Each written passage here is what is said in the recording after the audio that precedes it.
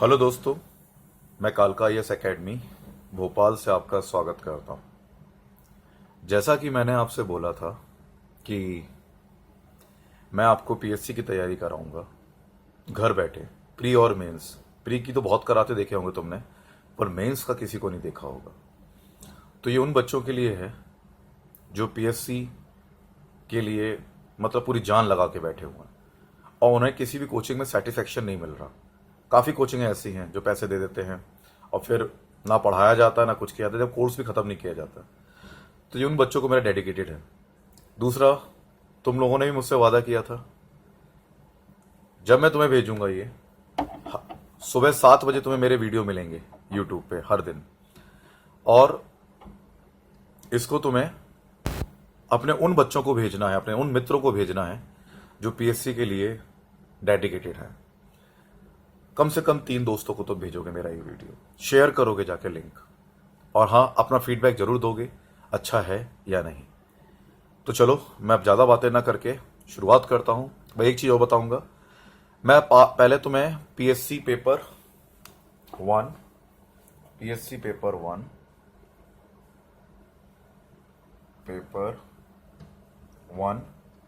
और पेपर 3 की तैयारी करा रहा हूँ। पेपर 1 में हमारा ज्योग्राफी है और पेपर 3 में हमारा इकोनॉमिक्स है। ठीक है। पीएससी का जो मेंस एग्जाम होता है उसमें पेपर 1 ज्योग्राफी आता है और पेपर 3 इकोनॉमिक्स में आता है। तो मैं इन तीनों की तैयारी कराऊंगा, paper 1 geography and paper 3 economics की। ठीक है। साथ में तुम्हें प्री की भी तैयारी कराऊंगा। पहले मैं तुम्हें बताऊंगा कैसे लिखना होता है एग्जाम में, किस प्रकार लिखो, किस प्रकार क्वेश्चन आ सकते हैं, और साथ में उसके बाद मैं तुम्हें ऑब्जेक्टिव भी बताऊंगा। इससे प्री और मेंस दोनों की तुम्हारी तैयारी होगी। ओके, तो शुरू करते हैं। पीएससी पेपर 3, तो 1 वीक पेपर 3 का आएगा, तुम्हारे वीडियो आएंगे, और 1 वीक पेपर 1 के वीडियो आएंगे, यानी ज्योग्राफी के वीडियो आएंगे।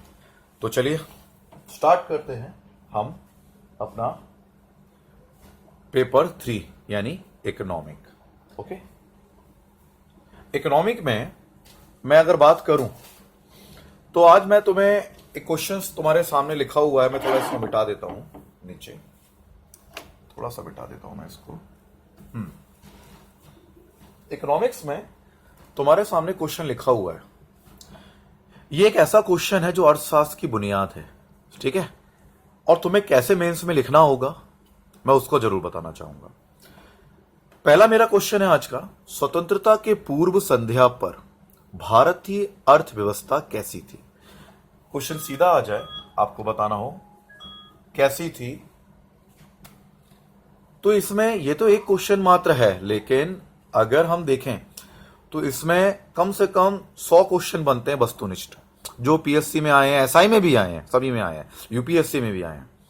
तो मैं तुम्हें थ्योरी के साथ साथ वो क्वेश्चन भी बताता चलूंगा। थ्योरी पहले खत्म होगी, पहले थ्योरी पे फोकस करेंगे, फिर मैं दूसरी वीडियो में इसी से थ्योरी से रिलेटेड जो मैं क्वेश्चन करा रहा हूं रिलेटेड क्वेश्चन बता दूंगा। ठीक है, कैसे एग्जाम में, पीएससी में, प्री में भी आ सकते हैं। ओके, तो मेरा पहला तुम लोगों से सवाल है, स्वतंत्रता के पूर्व संध्या पर भारतीय अर्थव्यवस्था कैसी थी। ये प्रश्न मार्क लगा हुआ है। तो देखो, आप ध्यान दो, ये मैं 15 अगस्त को हमें मिली तो 14 अगस्त की बात नहीं कर रहा हूं, रात की। संध्या से मतलब होता है, पूर्व संध्या का मतलब होता है कि ब्रिटिश जब थे, यानी 44 से 46 का अगर मैं मान लूं, 1944 टू 1946 का समय की बात करूं, तो हमारी इंडियन इकोनॉमी कैसी थी। ओके, तो हम इसको लिखें कैसे। थी तो ओबियसली बात है, अंग्रेजों ने छोड़ा क्या था, अंग्रेजों ने सब कुछ खत्म तो कर दिया था। और आपने एक वक्तव्य भी सुना होगा, जॉन सुल्विन ने बोला था कि हमारी प्रणाली एक ऐसे स्पंज के रूप में कार्य करती है जो गंगा के किनारे से प्रत्येक अच्छी वस्तु ले लेती है, फिर टेम्स के किनारे पर निचोड़ देती है। तो साफ साफ इस वक्तव्य में जॉन सुल्विन ने बोला, या इसमें भी आया था क्वेश्चन, किसने बोला ये, जॉन सुल्विन ने बोल दिया था कि भारत में कुछ नहीं बचा, यहां से कच्चा माल उठाते हैं, ब्रिटेन ले जाते हैं, इंग्लैंड ले जाते हैं, वहां तैयार करते हैं, फिर वापस ले आते हैं और यहीं पे आके बेच के उससे पैसा कमाते हैं।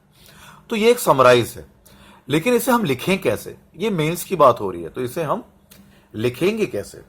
तो पहले बात है कि जब हम शुरुआत करेंगे तो हमें इंट्रोडक्शन देना होगा। इंट्रोडक्शन आप स्टार्टिंग पे ध्यान रखना, आपको क्लासेस में नहीं बताया जाता कैसे देते हैं, पहले दिया जाता है इंट्रोडक्शन। इंट्रोडक्शन मतलब भारतीय अर्थव्यवस्था की बात करेंगे, अंग्रेजों से भी पहले जो चली आ रही है अर्थव्यवस्था। तो पहली बात, मैं यहां पे इंट्रो डाल रहा हूं लेकिन आप इंट्रो नहीं डालोगे, ये आपको समझाने के लिए। INTRODUCTION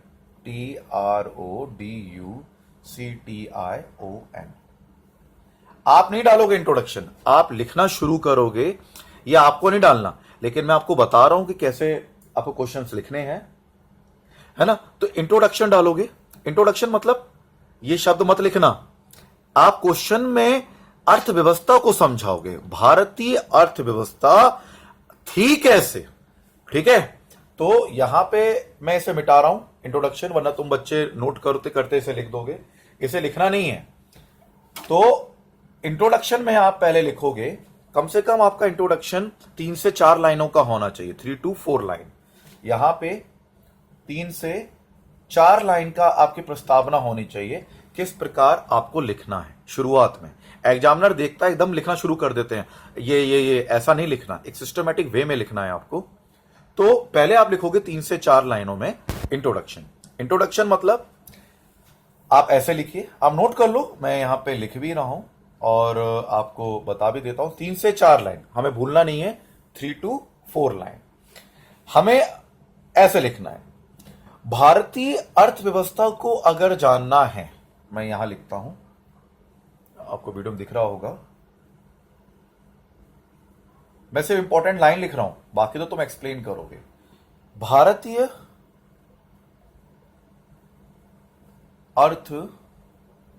अर्थव्यवस्था, भारतीय अर्थव्यवस्था की प्रकृति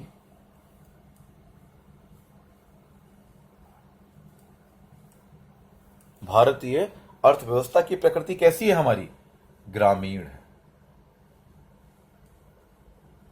भारतीय अर्थव्यवस्था की प्रकृति हमेशा ग्रामीण थी। समझ में आ रहा है नहीं आ रहा? लगभग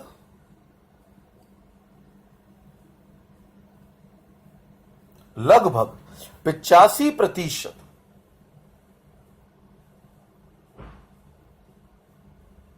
लगभग 85% से ज्यादा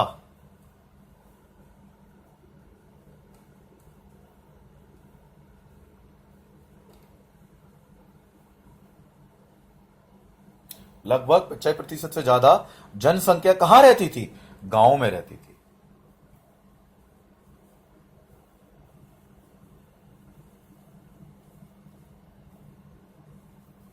गांव में रहती थी। अच्छा, एक चीज दिमाग पे जोड़ देना, ठीक है, हमें पीएससी मेंस में से तथ्य आने चाहिए, हमें फोकट बातें नहीं लिखनी, फालतू बातें नहीं लिखनी है। अगर इतनी बड़ी जनसंख्या, सोचने वाली बात है, जैसा बढ़ाओगे क्वेश्चन को, 85% जनसंख्या अगर गांव में रहती थी तो यानी क्या हो गया? गांव आत्मनिर्भर हो गए, हाँ या ना? समझ में आया? इतनी बहुत बड़ी जनसंख्या है, तो जब गांव में रह रही है इसका मतलब क्या है? वो गांव में ही अपने कामकाज कर रहे हैं लोग बाग। जब 85% जनसंख्या गांव में रह रही है, हमारे आधे से कई ज्यादा जनसंख्या गांव में रह रही है, तो उनके जो कामकाज थे वो गांव में खुश होंगे तभी तो रह रहे हैं।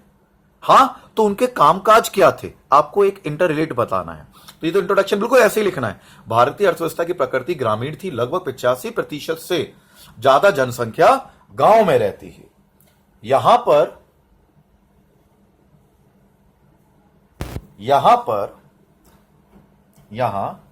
अब गांव में किस प्रकार का व्यवसाय हो सकता था?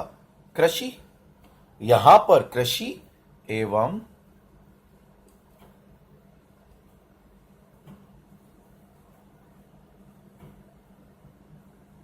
दस्तकारी के कार्यों में गुणवत्ता थी। दस्तकारी के कार्यों की प्रमुखता थी।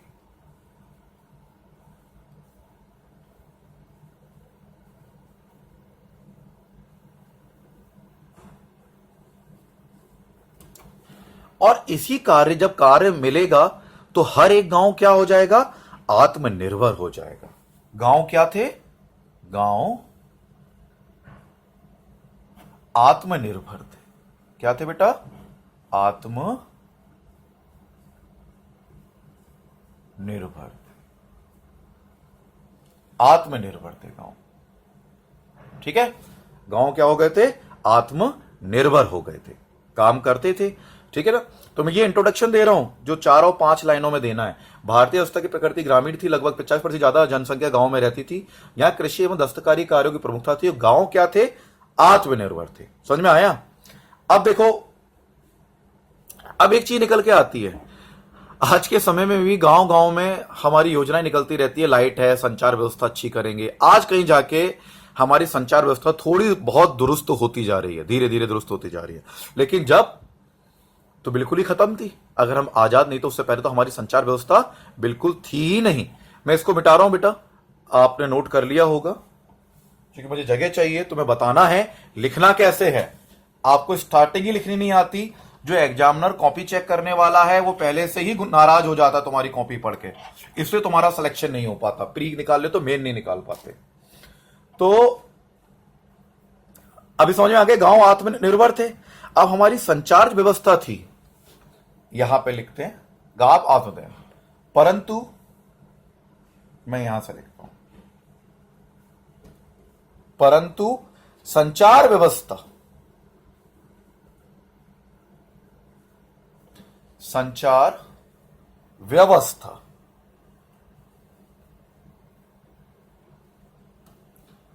अविकसित थी।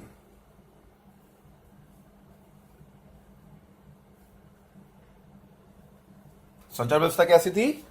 अविकसित थी, डेवलप हुई नहीं थी संचार व्यवस्था। तो क्या हुआ था? अविकसित थी।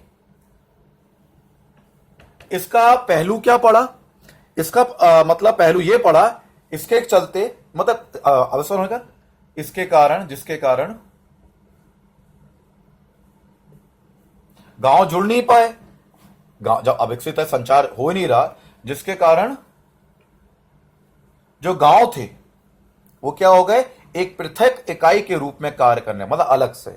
गांव जो अविकसित थे, जिसके कारण गांव एक पृथक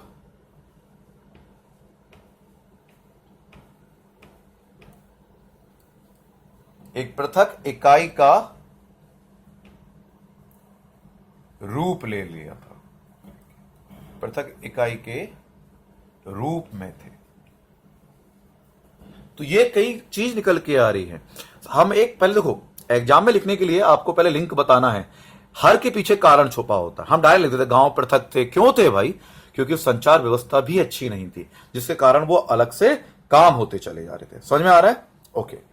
अब एक क्वेश्चन आता है कि सबसे ज्यादा अच्छा था क्या होता है?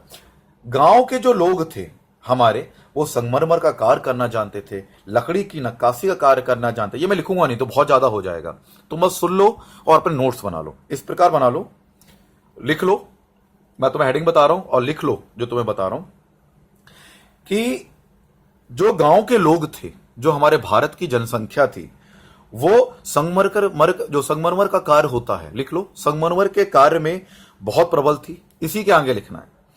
लकड़ी के नक्काशी का कार्य करती थी, सोने चांदी के आभूषण बनाती थी। समझ में आ रहा है? इसमें उन्होंने प्रबलता हासिल कर ली थी। और हम रेशमी और बस सूती वस्त्र में भी देश में बहुत ज्यादा विकसित थे। ठीक है। अब एक क्वेश्चन आता है, इसके संग आता है कि हम कुछ वस्तुओं का निर्यात भी करते थे, जिससे हमारी आमदनी होती थी। निर्यात में हमने सबसे ज्यादा क्या करते थे? हम नील निर्यात करते थे। अर्थव्यवस्था जो थी हमारी,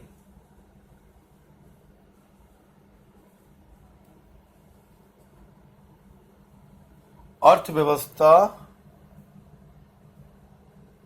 में कुछ वस्तुओं का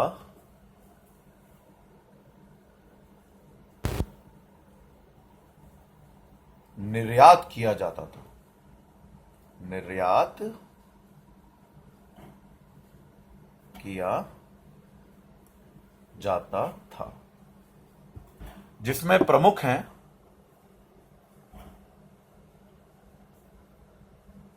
जिसमें प्रमुख हैं, मैं थोड़ा सा मिटा देता हूं ऊपर का,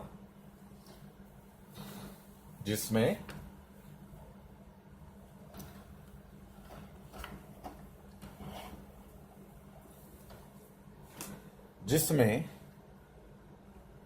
प्रमुख है, आप लिख लीजिएगा, जिसमें प्रमुख क्या है?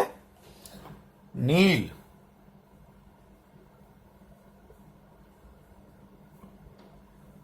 हम अपनी एकेडमी में बिल्कुल ऐसे ही कराते हैं जैसे मैं आपको करा रहा हूं, कोई भेदभाव नहीं है कि वो हमें पैसे दे रहे हैं और आपको फ्री में लेक्चर दे रहा हूं। बिल्कुल ऐसे ही मैं अपनी एकेडमी में करवाता हूं, मतलब एक एक स्टेप हम मेंस की तैयारी कराते प्री को मेन के साथ। तो प्रमुख है हमने कैसे बताया? नील। नील, मसाले, नील, मसाले और अफीम।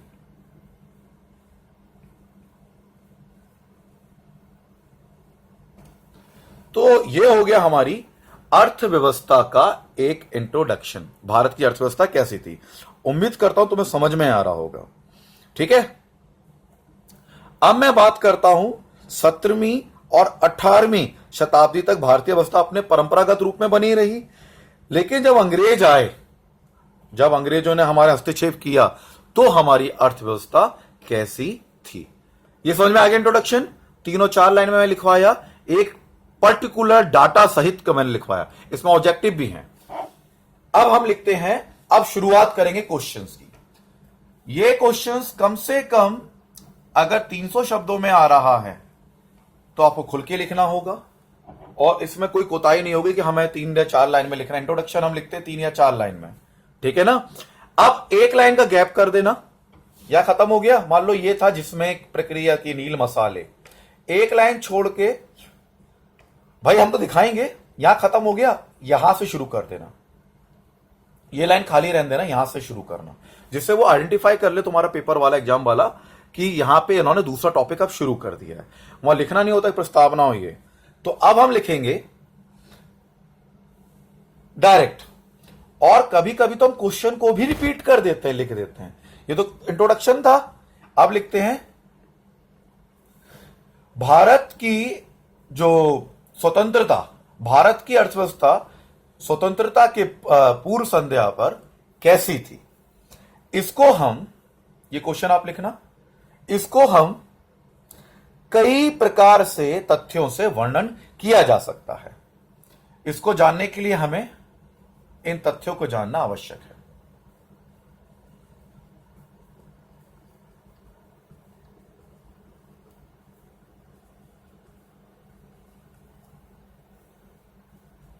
तथ्यों को जानना आवश्यक, ये पूरा क्वेश्चन लिख देंगे आप 1 लाइन छोड़ के। भारत की अर्थव्यवस्था स्वतंत्रता के पूर्व संध्या पर कैसी थी, ये पूरा लिखना है, ध्यान से लिख लो। भारत की अर्थव्यवस्था स्वतंत्रता की पूर्व संध्या पर कैसी थी, उसको जानने के लिए इन तथ्यों को जानना आवश्यक है। हम अगर उसमें से थ्योरी में लिखेंगे तो सामने वाला थ्योरी नहीं पढ़ता है, भी तो वो भी तो ह्यूमन बॉडी है, ह्यूमन बीइंग है, हम भी तो हैं, जो हम बता रहे हैं ह्यूमन बीइंग। तो इतना में थ्योरी में पूरा कोई नहीं पढ़ता। आप ध्यान रखिएगा, हम वो मैटर सेलेक्टेड पढ़ते हैं, समझ में शुरू में ही आ जाता है बंदे ने क्या लिखा है क्या लिखा नहीं है। तो हमें जितनी कोशिश करनी है, हमें पॉइंट्स में उसको एक्सप्लेन करने की कोशिश करनी है, जिससे जितना एक्सप्लेनेशन पॉइंट्स में होगा वो बेटर होगा। सिर्फ पॉइंट से लिख के काम नहीं चलेगा, बच्चों को मानसिकता बन जाती है। कुछ कोचिंग वाले बताते हैं कि भाई सिर्फ पॉइंट लिखे आओ तो नंबर मिल जाएंगे, बिल्कुल नहीं है। ये आपका राइटिंग सेक्शन है, राइटिंग का मतलब आपको एक्सप्लेन करना है। तो थ्योरी भी नहीं है कि आप पूरा पैराग्राफ लिख दो, नहीं, आपको कॉम्बिनेशन लिखना है दोनों का, पॉइंट में भी होना चाहिए और उसको एक्सप्लेन भी करना होना चाहिए। मेरी बात समझ में आ रही है? तो देखो, हमें भारत के स्वतंत्रता के पूर्व, भारत के अर्थव्यवस्था को जानने से पूर्व हमें इन तथ्यों को जानना आवश्यक, तभी हम उनको जान पाएंगे। ठीक है, तो हमारा पहला तत्व कैसे है, जो हम अगर तथ्यों की बात करें तो हमारी जो थी कृषि क्षेत्र की स्थिति की बात आती है। पहला तथ्य है हमारी कृषि क्षेत्र की स्थिति, कृषि क्षेत्र की स्थिति। समझ में आ रहा है? ये पहला पॉइंट है हमारा, कृषि क्षेत्र की। आप अंडरलाइन भी कर देना, भाई पढ़ा है तो हम दिखाएंगे, खुल के दिखाएंगे। तो कृषि क्षेत्र की स्थिति, जब आप पहला पॉइंट लिखोगे इसको एक्सप्लेन करने के लिए 300 शब्दों में और जो भी है, तो आप एक डंडा खींच दो। ये कम शब्दों में भी आ सकता है, 6 नंबर में भी आ सकता है कि आप सिर्फ इसको एक्सप्लेन करो कृषि क्षेत्र की स्थिति कैसी थी भारत की मतलब स्वतंत्रता पूर्व, तो आप इसको बता सकते हो। अन्यथा अगर पूरा आता है क्वेश्चन तो आप इस पर बताते हो कृषि क्षेत्र की स्थिति। पहले हम एक एक करके एक्सप्लेन करेंगे, उसके लिए मैं इसको मिटा रहा हूं थोड़ा सा, ठीक है। तो क्वेश्चन तो हमारे सामने है, मैं थोड़ा सा मिटा दिया तो हम लिख सके। मैं आपको इंपॉर्टेंट चीजें बताऊंगा। ओके, तो हमारा जो तथ्य आया है, पहला क्वेश्चन आया बिफोर इंडिपेंडेंट का, तो वो आया हमारा कृषि क्षेत्र की स्थिति।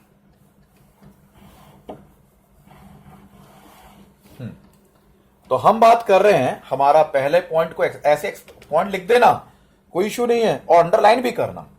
तो हमारा है पहला पॉइंट कृषि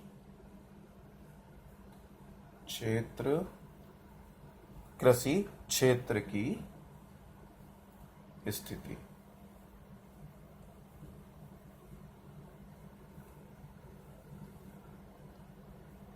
फिर आगे लिखना शुरू करेंगे। अब भाई हम जानते थे कि हम पूरी तरीके से कृषि पे डिपेंड थे, ठीक है ना, लेकिन अंग्रेज भी तो हमारे जो तरीके डिपेंड थे, वो हमसे मतलब लगान लिया करते थे, टैक्स लिया करते थे, तो स्थिति भी हमारी अच्छी नहीं थी। तो आपको ज्यादा भड़के नहीं लिखना, थोड़ा बहुत लिखिए, हमें एक्सप्लेन करना है, तथ्य डालने हैं, ना कि हमें हर कुछ उसमें घुसेड़ के लिखना है कि ऐसा वैसा ये वो। आप सिर्फ अपने पॉइंटों को एक्सप्लेन करें और समझें। तो कृषि क्षेत्र की स्थिति में हमें प्रथाओं को लिखना होगा। तुमने सुनी होंगी कई प्रकार की प्रथा, मतलब जो चली आ रही थी, मतलब तिनकटिया प्रथा थी, ददनी प्रथा थी, कमियोठी प्रथा थी, तो ये प्रथाएं भी आती हैं एग्जाम में, है ना। तो चलो हम इसको बताते हैं कैसे लिखना है कृषि का। पहले आपको लिखना होगा, ये हेडिंग ऐसे डालिएगा और इसके आगे ही लिखना शुरू करना। अगर आप बार बार स्पेस छोड़ोगे तो सामने वाला चिढ़ जाएगा।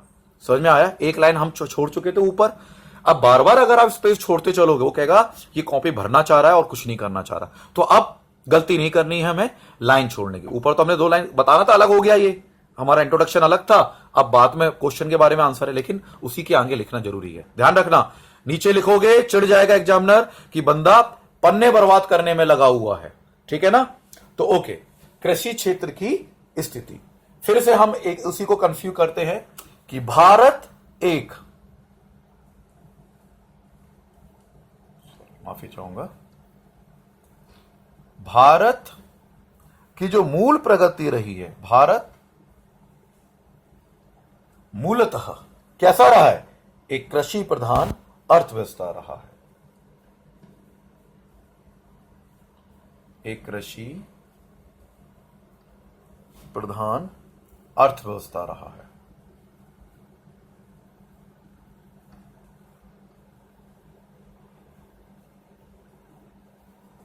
अर्थव्यवस्था रहा है, समझ में आया? आज भी हम अर्थव्यवस्था पे डिपेंड हैं। देश की कितनी जनसंख्या डिपेंड थी? 85% जनसंख्या कहां रहती थी? गांव में रहती थी। इसको फिर से रिपीट करो, देश की लगभग, मतलब हां रिपीट कर दो क्योंकि हम कृषि के बारे में लिख रहे हैं। देश की 85% जनसंख्या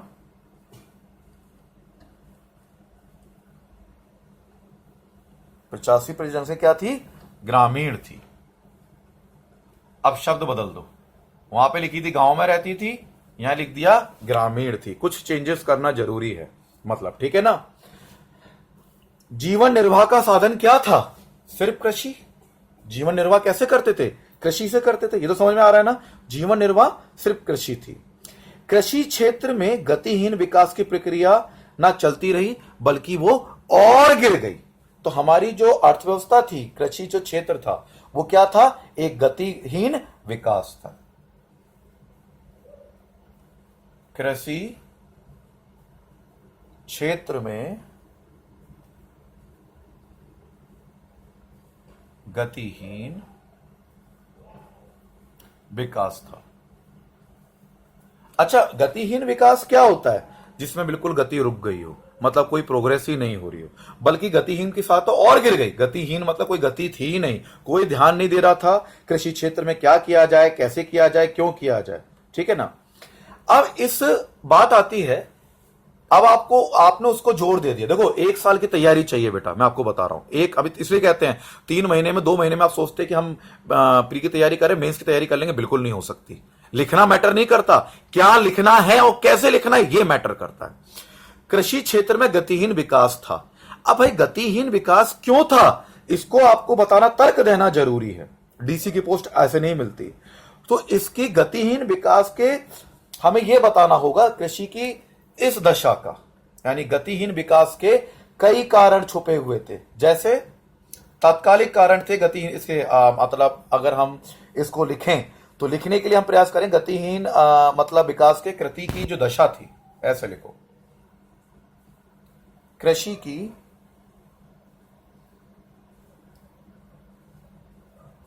दशा के, अभी तो पुरानी बात हुई है तो क्या था, तत्कालीन।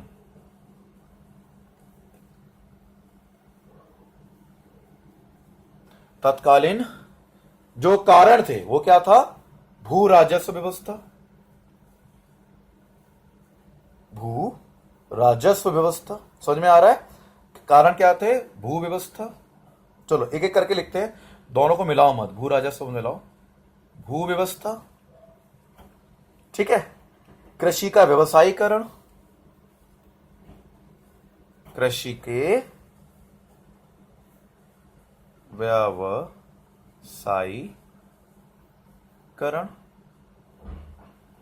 और राजस्व व्यवस्था, जिसने हमें चार्ट डाला।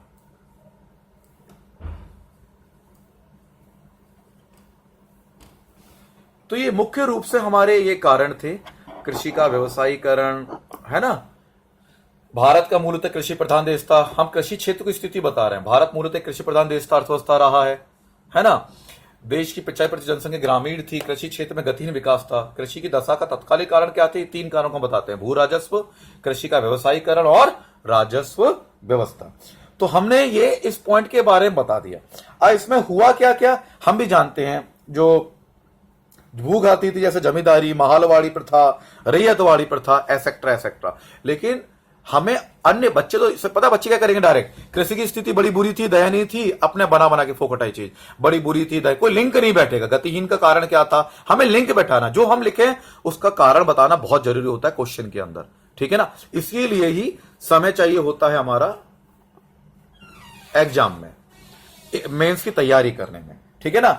बच्चे स्टार्टिंग में देखा है, बच्चे मेरी क्लास में भी आते हैं, बच्चों को मैंने बोला कृषि की व्यवस्था बताओ, कृषि ने, बच्चों ने डायरेक्ट लिखना शुरू कर दिया, जमींदारी प्रथा, मालवाड़ी प्रथा। अरे भैया ये तो सबको मालूम है, लेकिन लिंक बैठाओ ना, आप लिंक बैठाओ। मान लो कल को आप डीसी बन गए और कहीं गए, गंदगी बहुत है, कूड़े बहुत है, यहां सही है, हम इनको हटा के फेंक दें तो सब अच्छा हो जाएगा, ऐसा नहीं होता। आप स्टेप बाय स्टेप क्या कार्य करोगे, तो हमें स्टेप बाय स्टेप आंसर लिखना जरूरी है।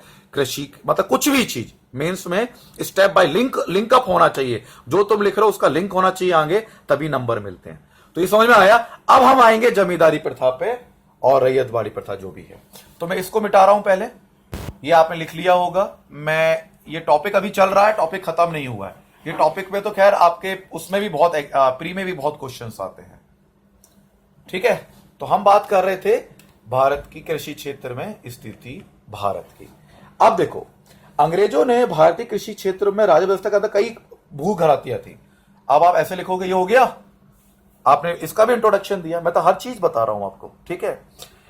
भारत में अनेक भूघराती चीजें, भारत में ये लिखना यहीं से है, आप जगह नहीं छोड़नी, उसी के नीचे से लिखना है।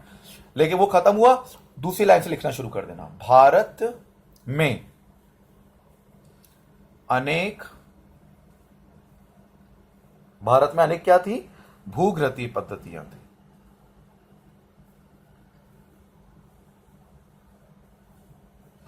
पद्धतियां थी,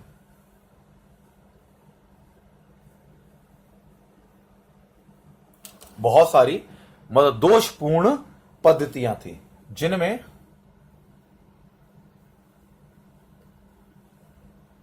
जमींदारी एक थी, महलवाड़ी एक थी, महलवाड़ी सिस्टम जो था, और रैयतवाड़ी।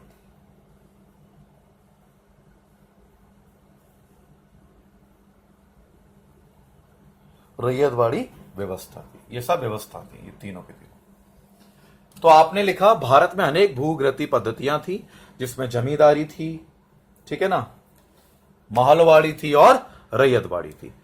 अब इनके बारे में दो दो लाइनें लिख लो, काफी है, ज्यादा लिखने की जरूरत नहीं है ना। आपको बतानी है कि तुम अन्य जो 2-3 हजार लोग मेंस देते हैं उनसे ऊपर हो, 2-3 हजार लोग मेंस देते हैं तो उनसे ऊपर हो, तो उसमें दो दो पॉइंट डालते चलो, ठीक है। जैसे मैं बात करता हूं, पहले मैं इनको मिटा रहा हूं, मैं बात करता हूं पहले जमींदारी प्रथा की। देखो बच्चों, आपको सिर्फ लेक्चर मिलते होंगे, लेक्चर में ये नहीं बताता हो तुम्हें लिखना कैसा है।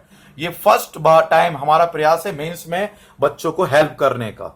समझ में आ रहा है? सब प्री लिखाते रहते, लूसेंट उठा लेते, उसी से पढ़ाते रहते हैं। ये तुम्हें पहला पद्धति बताया जा रहा हूं, भारत का लेक्चर है। मैंने आज तक ऐसा कोई लेक्चर नहीं देखा जो आपको मेंस के बारे में तैयारी करा रहा है। और मुझे तुम्हारा सपोर्ट चाहिए, मैंने कल भी तुमसे बोला था, तुम अगर मुझे सपोर्ट नहीं करोगे मैं तुम्हें आगे नहीं पढ़ा पाऊंगा। तो अपना फीडबैक दो, सब्सक्राइब करो कि हाँ तुम्हें अच्छा लग रहा है, लाइक करो, बताओ कि हाँ तुम्हें जुड़ो, और अपने दोस्तों को जरूर भेजो जिससे वो जुड़ सके, इनको फ्री में मिल सके। सिर्फ तुम्हारा तुम जो सामने मेरे बैठे हो, तुम्हारा मुझे सपोर्ट की जरूरत है, तभी मैं दे पाऊंगा, वरना मैं नहीं बता पाऊंगा। मैं कुछ भी नहीं हूं तुम्हारे सामने, मैं ये कह सकता हूं तुम मुझे सपोर्ट करो, मैं तुम्हें बेस्ट से बेस्ट दूंगा।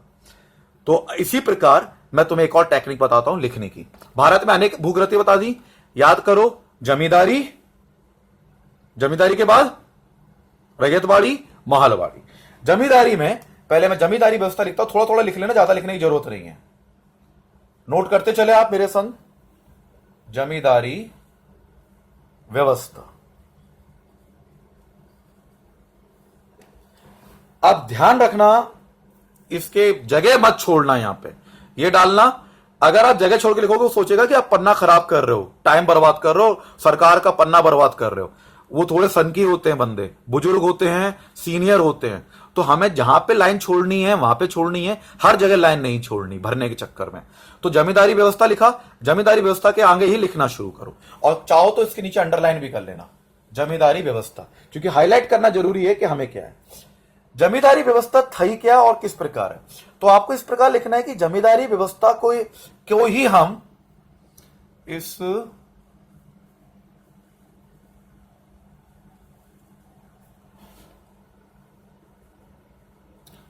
व्यवस्था को हम उपमा देते हैं। इसकी अन्य उपमा क्या है? इस व्यवस्था की अन्य उपमा क्या है? स्थायी बंदोबस्त। ज्यादा बढ़ा के तो लिख नहीं सकते, टाइम मतलब कम है, हमें पॉइंट टू पॉइंट लिखना है। इस व्यवस्था को हम उपमा देते हैं कैसी?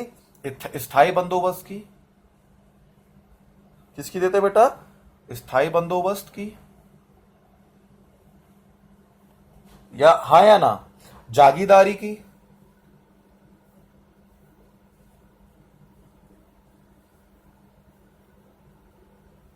जागीरदारी की हम देते हैं, ठीक है ना, जागीरदारी की देते हैं। एक और मालगुजारी लिख सकते हो अगर आप लिखना चाहो तो, मालगुजारी की हम इसे उपमा देते हैं। बीसब देदारी का भी बोलते हैं, बीसब,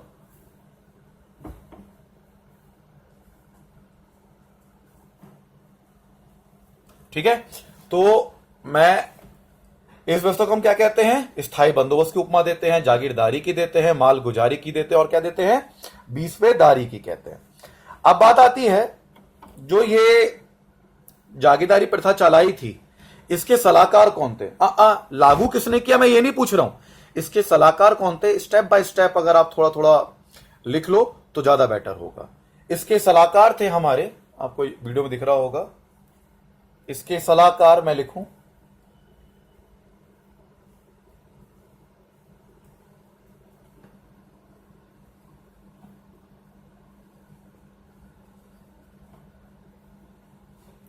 इसके सलाहकार थे जेम्स।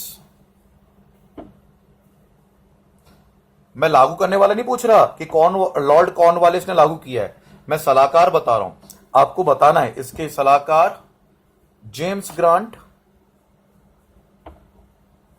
जेम्स ग्रांट थे, एवं आपको दिख रहा होगा, एवं जॉन शोर थे, जॉन शोर थे, ठीक है।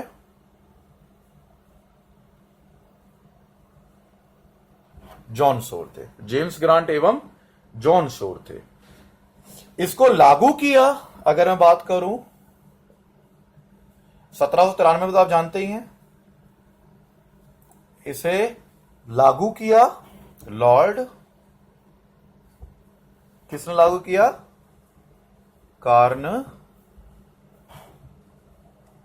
ने। कब किया था बेटा इसको लागू?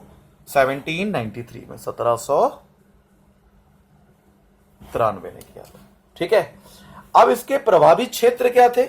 मुझे इसको थोड़ा सा मिटाना होगा, जगह भर गई है। ये मेरा छोटा सा स्मॉल बोर्ड है आपके लिए।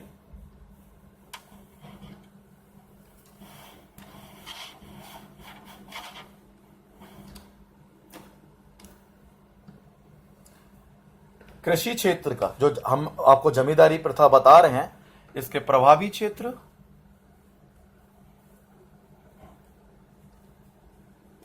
जमींदारी प्रभावी क्षेत्र कौन से थे? बंगाल सर्वप्रथम।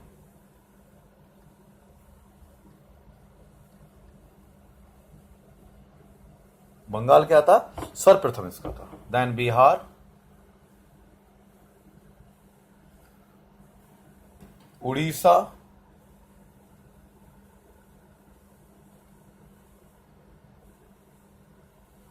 समझ में आ रहा है? ओडिशा, और कालांतर में उत्तर प्रदेश का बनारस खंड भी था। अगर मैं देखूं तो कालांतर उतना लिखने की जरूरत नहीं है, तो फिर याद ही नहीं होगा।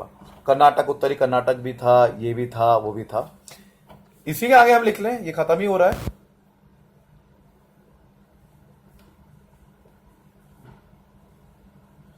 मालगुजारी में इसमें क्या होता था? किसान से, इसमें होता क्या था? इस प्रथा में किसान से वसूले गए, ध्यान रखना, किसान से वसूले गए लगान का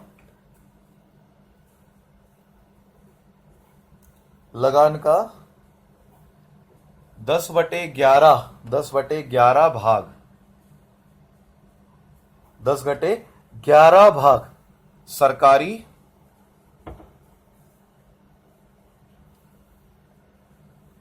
सरकारी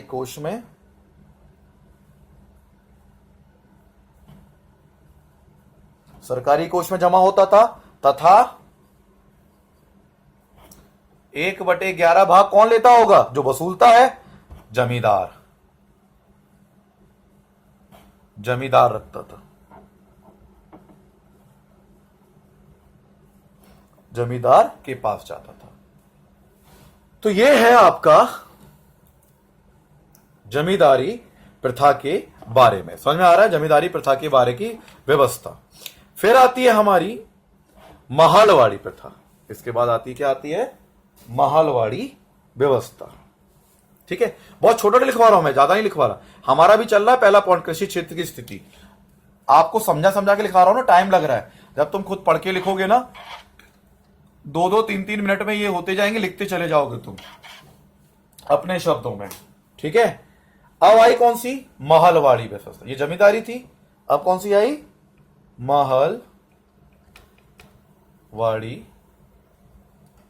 व्यवस्था।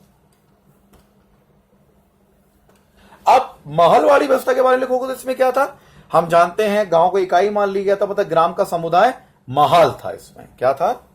इसके बारे में कैसे लिखोगे आप? ग्राम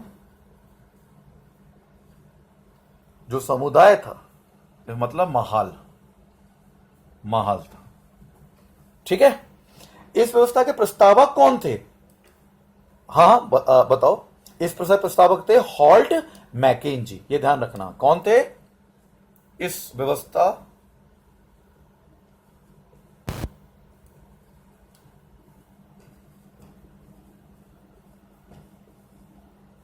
प्रस्तावक कौन थे? हॉल्ट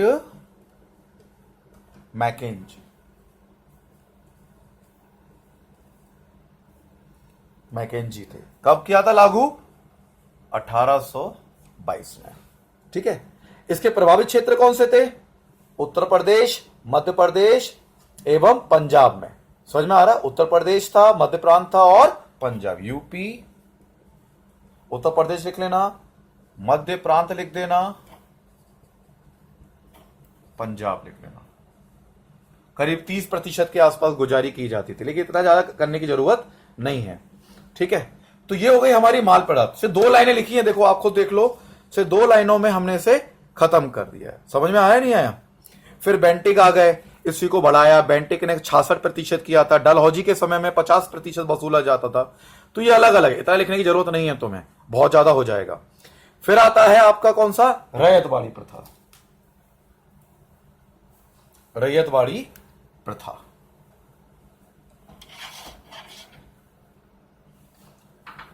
तीसरी आती है आपकी कौन सी? रैयतवाड़ी प्रथा।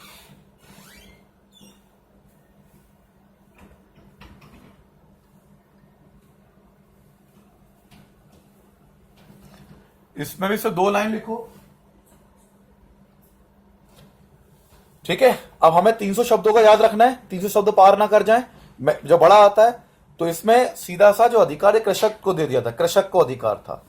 इसका भूमि का अधिकार किसमें था? हम उसी के हिसाब से लिखवा रहे हैं, रैयत आधा या रैयतवाड़ी बसता। भूमि का जो आपको अधिकार था, भूमि पर जो इसमें अधिकार था तो वो क्या था? कृषक का था। कृषक को ही हम रैयत कहते हैं। मैं यहां लिख देता हूं, तो ये पता ही नहीं होता रैयत क्या होता है। रैयत मतलब कृषक, कृषक को रैयत, रैयत का था, कृषक का था। यह व्यवस्था लागू की गई थी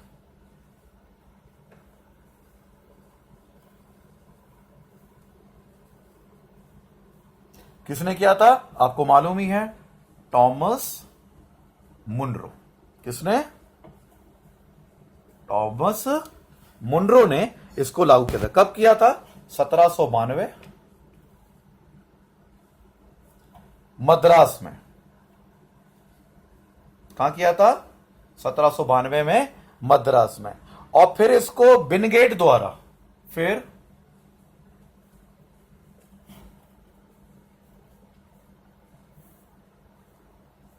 विनगेट ने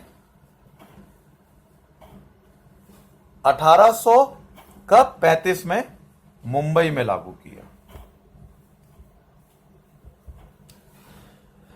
प्रभावित क्षेत्र अगर मैं इसके देखूं तो मद्रास, बंबई और असम को माना जाता है। प्रभावित क्षेत्र अगर मैं देखूं तो क्या थे इसके? अगर हम देखें, मद्रास प्रभावित क्षेत्र,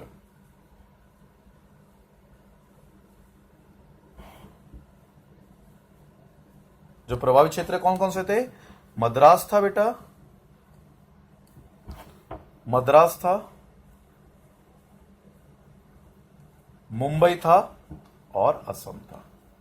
बस इतना आप लिखोगे और आपका जो कृषि क्षेत्र की स्थिति है वो क्लियर हो जाएगी। ये 2 लाइनें को हैं, ये मैं मेरा बोर्ड पे बड़ा बड़ा लिख रहा हूं, इसलिए इतना टाइम लग रहा है, समझा के लिख रहा हूं। ये 2 लाइनों के हैं, मैंने पूरा सिस्टमेटिक बना रखा है। मैंने अभी आपको शब्द करवाए, हमें 300 शब्दों में लिखना है।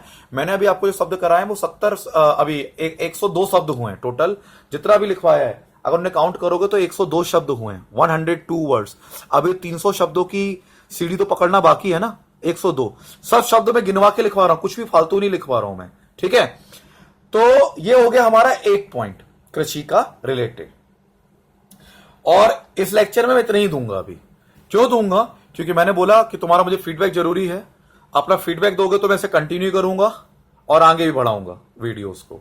ठीक है, मेरे लिए एक एक बच्चा मेरे लिए इंपॉर्टेंट, तुम मेरे लिए अकेले बहुत इंपॉर्टेंट हो। मुझे फीडबैक दो। एक बात याद रखना, बहुत इंपॉर्टेंट बात बता रहा हूं,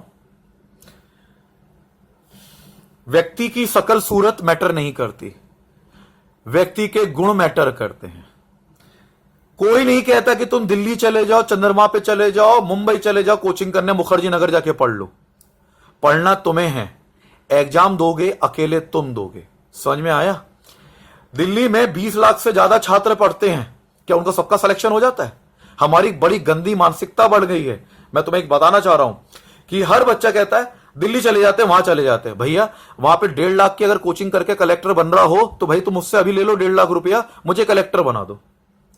समझ में आ रहा है? दिल्ली में जाके कलेक्टर नहीं बना जाता, ये याद रखना तुम। ये उनके लिए बोल रहा हूं। एक बच्ची ने मुझे मैसेज किया था, सर मैं एक छोटे से गांव की हूं और मुझे आपकी सपोर्ट की जरूरत है और मेरे माँ बाप इतने समर्थ नहीं है कि मैं कोचिंग कर सकूं, दिल्ली जा सकूं। मैं उसके लिए बता रहा हूं, तुम उन जैसे सभी बच्चों को बोल रहा हूं कि दिल्ली में अगर तुम 1.5 लाख रुपए देख के कलेक्टर बन रहे होते तो सारे आईएएस आईपीएस जितने बच्चे, बड़े बड़े नेता जितने भी लोग हैं, सबके बच्चे कलेक्टर बने बैठे। नहीं बन सकते। आप किसी भी कोने में हैं, अगर आपको सही गाइडेंस मिल रही है ना, आप वहीं रह के सारी उपलब्धि प्राप्त कर सकते हो। इस बात का मेरा ध्यान रखना। चलो मुझे आज्ञा दो, नेक्स्ट लेक्चर में तुम्हें फॉरवर्ड करता हूं। अपना वादा निभाना, इसको 3 बच्चों को जरूर भेजना जिनको जरूरत हो और मुझे फीडबैक जरूर दो। धन्यवाद मेरे प्यारे बच्चों।